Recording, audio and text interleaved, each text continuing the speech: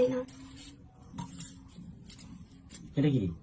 ওটা তেলা কচুর পাতার বড়া, খেয়ে দেখো। এটা কি লঙ্কার পিন্ডি করেছো নাকি? না না, ওটা তেলা কচুর শাক বাটা।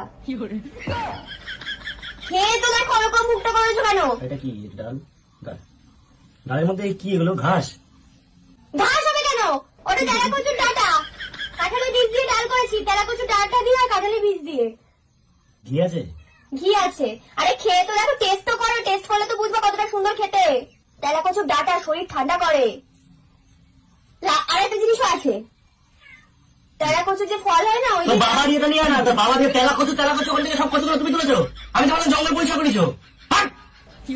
আরে বাবা, চাটনিও আছে তেলা কচুর ফলে।